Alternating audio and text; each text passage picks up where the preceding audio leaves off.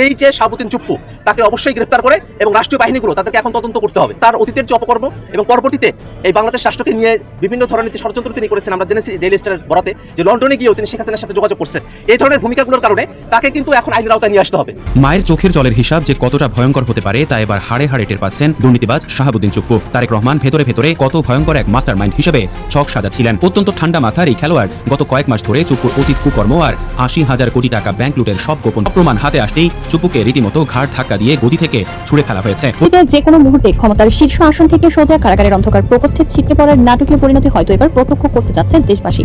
রাষ্ট্রপতির সাংবিধানিক অভৃত কর্ম খসে পড়তে ইসলামী ব্যাংকের হাজার কোটি টাকার শেয়ার জালিয়াতি, অর্থ আত্মসাৎ এবং রাষ্ট্রদ্রোহিতার মহা কেলেঙ্কারিতে এখন সরাসরি গ্রেফতারের মুখোমুখি দাঁড়িয়ে আছেন। একদিকে রাষ্ট্রপতি শাহাবুদ্দিনের পদত্যাগ, অন্যদিকে সামনে আসছে তার বিদেশে পালিয়ে যাবার প্রস্তুতির খবর। আর এরই মাঝে জানা গেল ইসলামী ব্যাংকে ধ্বংস করতে শত শত কোটি টাকা মেরে দিয়ে পেছন থেকে কলকাঠি নেড়েছেন শাহাবুদ্দিন।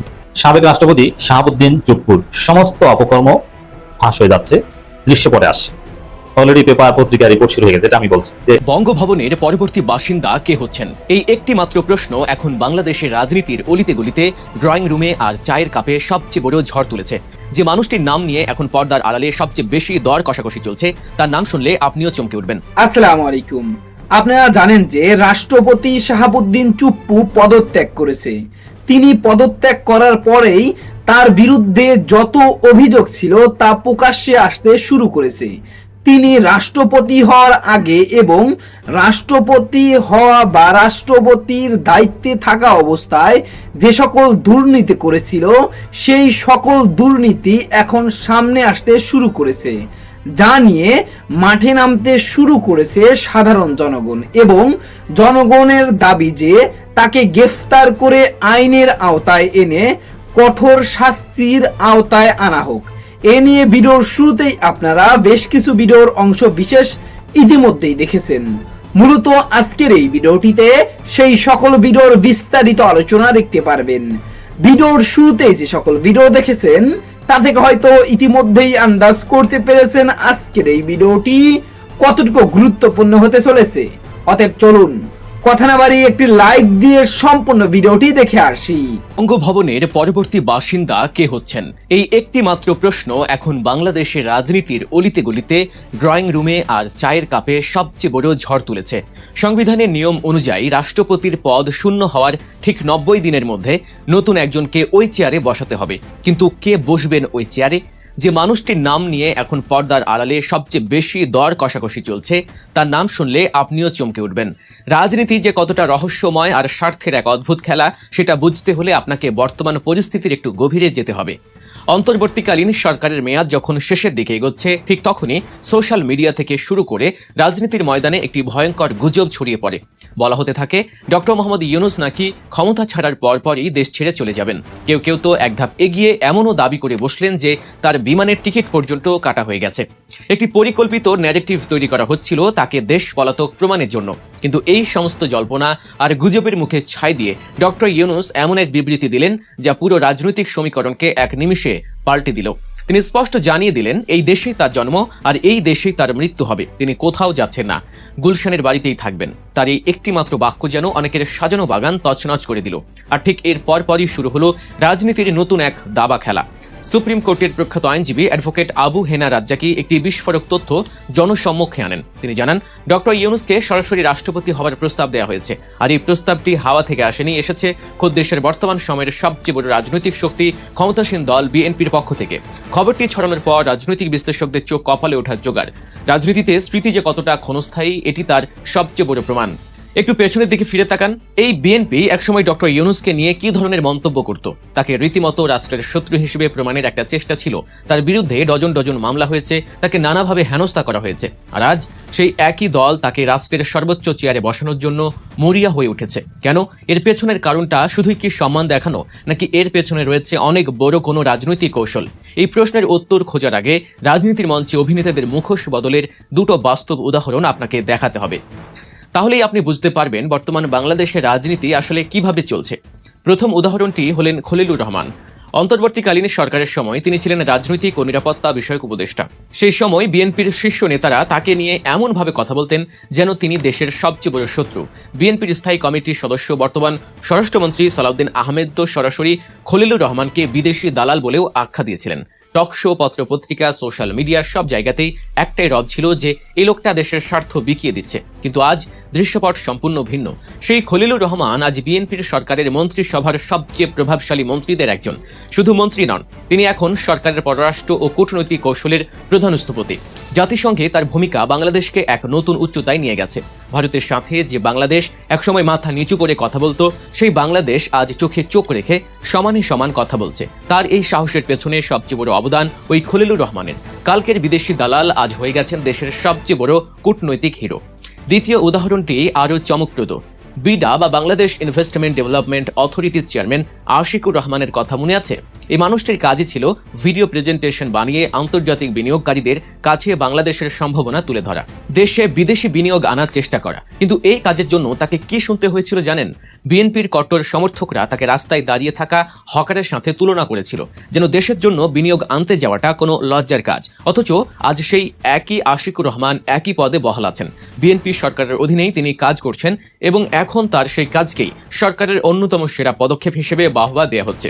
যে কাজ একসময় ছিল উপহাসের পাত্র, আজ সেটাই হয়ে দাঁড়িয়েছে বিদেশি বিনিয়োগ আকর্ষণের সবচেয়ে বড় হাতিয়ার।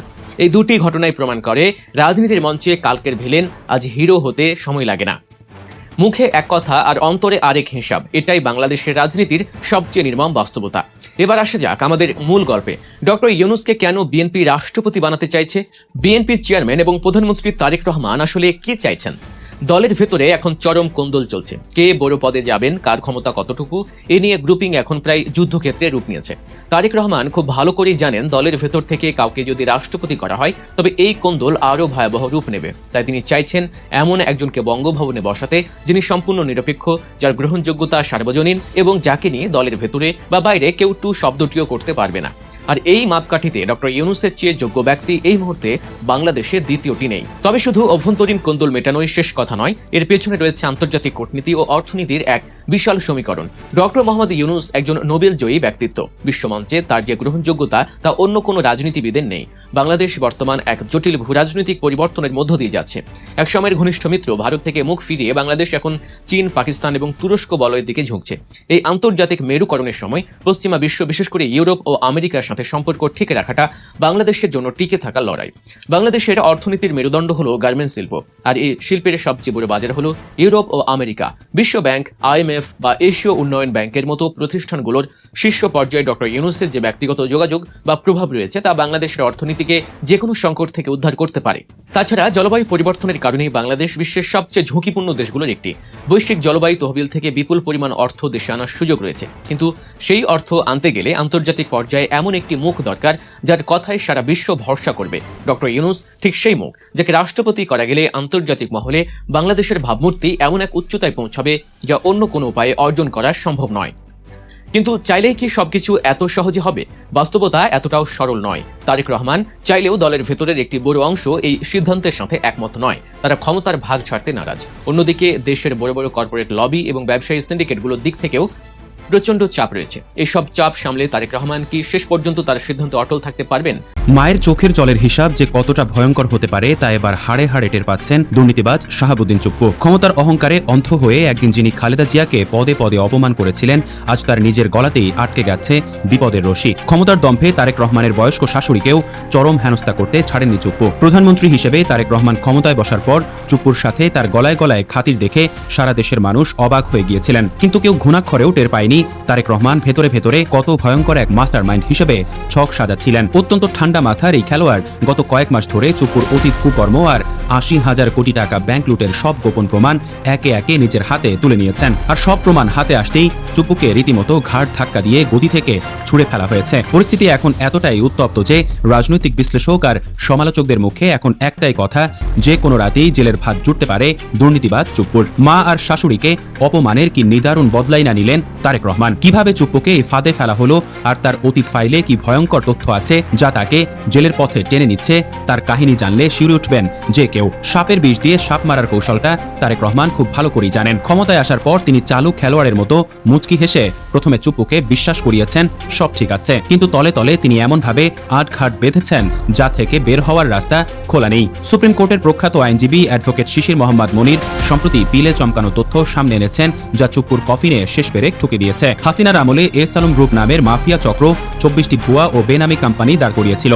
দেশের আইনকে বুড়ো আঙ্গুল দেখিয়ে নামমাত্র কাগজের উপর ভিত্তি করে ইসলামী ব্যাংকের 81% শেয়ারের মালিক বনে যায় এই চক্র। হাজার হাজার কোটি টাকার জমানো আমানত লুট করে প্রায় 80,000 কোটি টাকার ঋণ হাতিয়ে নিয়েছিল তারা। আর এই ভয়ঙ্কর ডাকাতির পেছনে প্রধান ঢাল হিসেবে কাজ করেছিলেন খোদ সাবেক রাষ্ট্রপতি শাহাবুদ্দিন চুপ্পু। জেএমসি বিল্ডার্স নামের একটি কাগজে প্রতিষ্ঠানের পক্ষে দাঁড়িয়ে তিনি এই লুটপাটে সরাসরি মদত দিয়েছিলেন। তারেক সরকার এখন এসব দুর্নীতির সমস্ত নথিপত্র হাতে নিয়ে চুপ্পুর গলায় শক্ত ফাঁদ পরিয়ে দিয়েছেন। আল্লাহর মাইট যে দুনিয়াতে হয়, এই কথাটি এখন চুপ্পুর জন্য একদম সত্যি হয়ে গেছে। তবে সবার মনেই প্রশ্ন জাগতে পারে, এত বড় দুর্নীতির সাহস চুপ্পু পেলেন কোথা থেকে? কিভাবে একজন মানুষ রাষ্ট্রের সর্বোচ্চ পদে বসে এমন হরিলুট আর জিয়া পরিবারের ওপর অত্যাচার করার স্পর্ধা দেখালেন? এর উত্তর খুঁজতে গিয়ে শাহাবুদ্দিন চুপ্পুর পেছনের অন্ধকার রাজনীতি খাটলে চোখ কপালে ওঠার মতো সব অজানা তথ্য বেরিয়ে আসে। লুটপাটের এই সাহস তিনি একদিনে পাননি। 60-এর দশকে তিনি ছিলেন পাবনা এডওয়ার্ড কলেজের ছাত্রলীগের সাধারণ সম্পাদক। সেখান থেকে পদোন্নতি পেয়ে পাবনা জেলা ছাত্রলীগের সভাপতি এবং পরবর্তীতে জেলা যুবলীগের সভাপতি হন। 1975 সালে শেখ মুজিবুর রহমান যখন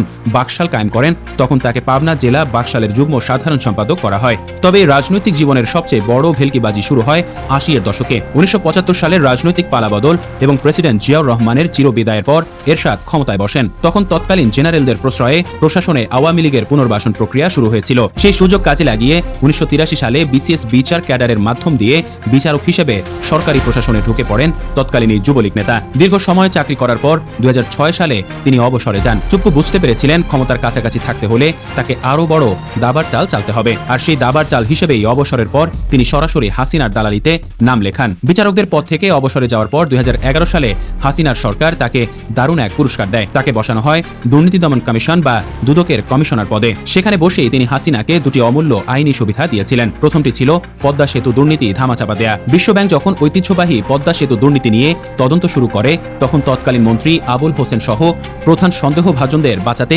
চুপ্পু অভেদ্য প্রাচীর হয়ে দাঁড়ান। শেখ হাসিনার পরিবারকে রক্ষা করতে তিনি প্রায় 2 বছর ধরে এক সাজানো তদন্ত চালান। সাধারণ মানুষের চোখে ধুলো দিয়ে অভিযুক্তদের এক এক করে নির্দোষ প্রমাণিত করেন। দ্বিতীয় সুবিধাটি ছিল চরম প্রতিহিংসার। জিয়া অরফানেজ ট্রাস্ট এবং জিয়া চ্যারিটেবল ট্রাস্ট এই 2 রাজনৈতিক মামলায় হাসিনার সরকারের সুবিধাজনক সময়ে খালেদা জিয়ার নামে তড়িঘড়ি করে দুদকের চার্জশিট ইস্যু করেন চুপ্পু, যার প্রত্যক্ষ ফলশ্রুতিতে বেগম খালেদা জিয়াকে বছরের পর বছর কারারুদ্ধ করে রাখার পথ সুগম হয়েছিল। বিরোধীদের দমন করতে এবং জিয়া পরিবারকে ধ্বংসের দিকে ঠেলে দিতে তিনি চরম নির্লজ্জতার পরিচয় দিয়েছিলেন। তবে উচিত শিক্ষা কাকে বলে সেটা এখন হাড়ে হাড়ে বুঝছেন এই দুর্নীতিবাজ। আসল কথা হলো দুদকে বসে হাসিনার পরিবারকে এই রাজকীয় সেবা দেওয়ার প্রতিদান চুপ্পু ঠিকই পেয়েছিলেন। 2016 সালে যখন তার মেয়াদ শেষ হয় ততদিনে হাসিনা সরকারের নেক নজর তার উপর বসে গেছে। এরপর তার জীবনের সবচেয়ে বড় লটারি লাগে এস আলম গ্রুপের সাথে হাত মেলানোর পর। ব্যাংক লুটেরা এস আলম তাকে নিজের ভেতরের মহলে ঢুকিয়ে নেয়। 2017 সালে জোরপূর্বক দখল করা ইসলামী ব্যাংকের ডিরেক্টর বানিয়ে দেওয়া হয় তাকে। পরবর্তীতে 2022 সালে এস আলমের মালিকানাধীন অপর প্রতিষ্ঠান গ্লোবাল ইসলামী ব্যাংকের অ্যাডভাইজার পদে বসানো হয় চুপ্পুকে। বিনিময়ে দেয়া হয় মোটা অঙ্কের বেতন, বিলাসবহুল গাড়ি এবং রাজকীয় সুযোগ সুবিধা। কিন্তু সবচেয়ে চাঞ্চল্যকর তেলেশমাতি ঘটে 2023 সালের ফেব্রুয়ারিতে, যখন নতুন প্রেসিডেন্ট নির্বাচনের তোড়জোড় শুরু হয়। হঠাৎ করেই কোনো পূর্ব প্রস্তুতি ছাড়া ভেসে ওঠে শাহাবুদ্দিন চুপ্পুর নাম। শেখ হাসিনার কাছে তিনি ছিলেন অত্যন্ত খাঁটি ও অনুগত দলীয় ক্যাডার, সেই সাথে এস আলম লবির অত্যন্ত বিশ্বস্ত প্রতিনিধি। যখন গণমাধ্যমে ব্রেকিং নিউজ আসছিল যে শাহাবুদ্দিন চুপ্পু হচ্ছেন দেশের 22তম রাষ্ট্রপতি, ঠিক সেই মুহূর্তে তিনি গুলশান 1-এর গ্লোবাল ইসলামী ব্যাংকের কার্যালয়ে এস আলমের অনুসারীদের বেষ্টিত হয়ে নিজের চেম্বারে বসেছিলেন।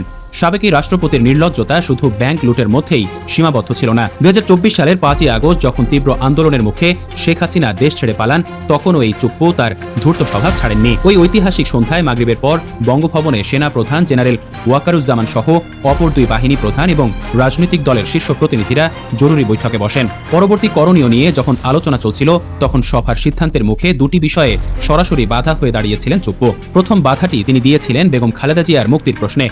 আমি আশা করছি সম্পূর্ণ ভিডিওটি দেখেছেন এবং এই ভিডিওর সাপেক্ষে আপনার কি মতামত সেটা অবশ্যই কমেন্ট বক্সে জানিয়ে যাবেন। ভিডিওটি ভালো লেগে থাকলে শেয়ার করতে ভুলবেন না। আমাদের এই চ্যানেলে নতুন হয়ে থাকলে চ্যানেলটি সাবস্ক্রাইব করে চ্যানেলের পাশে থাকবেন। আর যারা ইতিমধ্যেই চ্যানেলটি সাবস্ক্রাইব করেছেন তাদেরকে অসংখ্য ধন্যবাদ। দেখা হবে নতুন কোনো ভিডিও নিয়ে, ততক্ষণ সবাই সুস্থ থাকবেন। আল্লাহ হাফেজ।